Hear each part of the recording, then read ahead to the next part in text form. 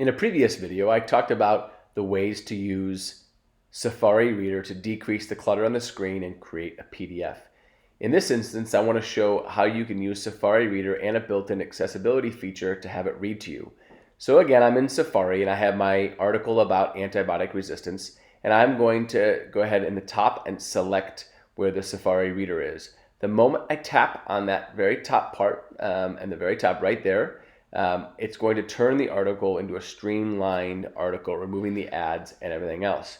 From here, I can now activate the speak screen. And I've already turned it on, so you're going to see the result of having it turned on, and then I'll show you how to turn it on. If I take two fingers at the top of the iPad and I go off the screen and I drag both those fingers down. What to know about antibiotics? Philip Gregory, PhD, MS.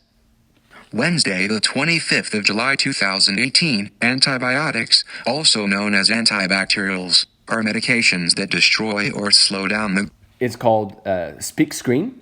And so if I swipe down, it will speak whatever on the screen. If I scroll down to another page and do it again, resistance, it starts right where I was. So I want to now show you how to turn that on. So if I go to settings, and under settings, I go to general, which you can see here, I'm in general. And then I go to accessibility, which is right here. So I tap on accessibility. One of the options that I have right here is called speech. And if I tap on speech, I have a option right here called speak screen. And you'll see swipe down with two fingers from the top of the screen to hear content on the screen.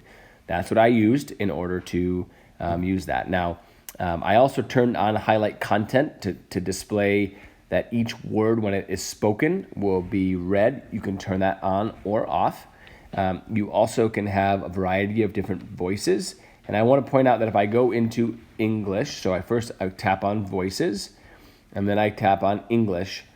Samantha is going to be the one that almost everybody has set on their iPad. I have added Alex. Alex is 869 megabytes. It's a large file, but it is less robotic and has some added features.